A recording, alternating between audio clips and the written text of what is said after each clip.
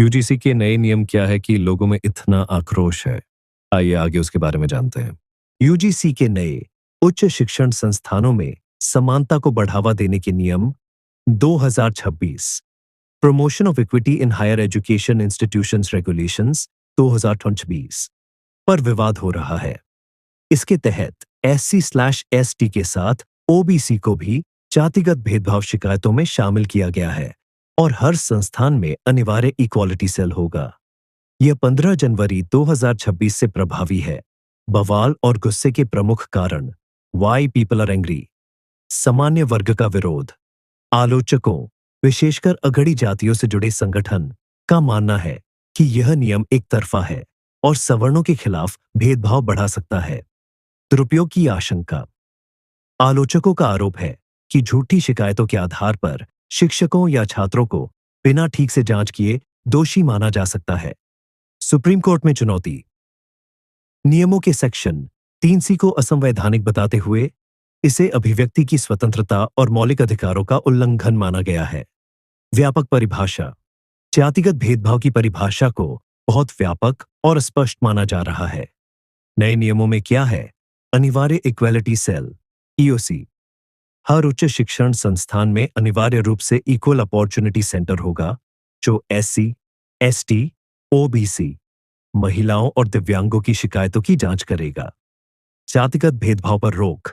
जातिगत भेदभाव या उत्पीड़न की शिकायतों के लिए 24x7 हेल्पलाइन और सख्त निगरानी व्यवस्था होगी।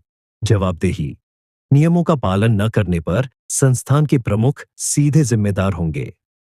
इस कानून को 2012 के नियमों की जगह लाया गया है और अब ये अधिक सख्त है। जहां 2012 के नियमों में भेदभाव की बात की गई थी, वहीं 2026 में लाए गए संशोधित नियमों में भेदभाव की परिभाषा में जाति आधारित भेदभाव को जोड़ा गया है। नए नियमों के मुताबिक जाति आधारित भेदभाव का मतलब सिर्फ जाति या जनजाति के आधार पर अनुसूचित जाति, अनुसूचित जनजाति और अन्य पिछड़े वर्गों के सदस्यों के विरुद्ध किया जाने वाला भेदभाव है। नए नियमों के तहत हर विश्वविद्यालय और कॉलेज को समान अवसर केंद्र या इक्वल अपॉर्चुनिटी सेंटर स्थापित करना होगा।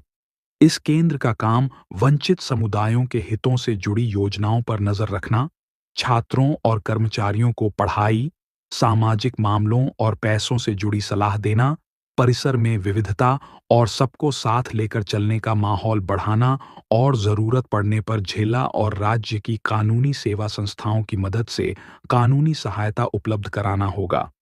इस केंद्र के तहत एक समता समिति बनाई जाएगी जिसकी अध्यक्षता संस्थान के प्रमुख करेंगे। इस समिति में वरिष्ठ शिक्षक, सिविल सोसाइटी के सदस्य और छात्र शामिल होंगे। यह समिति भेदभाव से जुड़ी शिकायतों की जांच करेगी। नए नियमों के हिसाब से प्रत्येक संस्थान को एक 24 घंटे उपलब्ध समता हेल्पलाइन चलानी होगी। अगर किसी छात्र, शिक्षक या कर्मचारी को लगे कि उसके साथ भेदभाव हुआ है, तो वह हेल्पलाइन, ऑनलाइन पोर्टल या समान अवसर केंद्र को ईमेल के जरिए शिकायत दर्ज कर सकता है। अनुरोध करने पर शिकायतकर्ता की पहचान गोपनीय रखी जाएगी।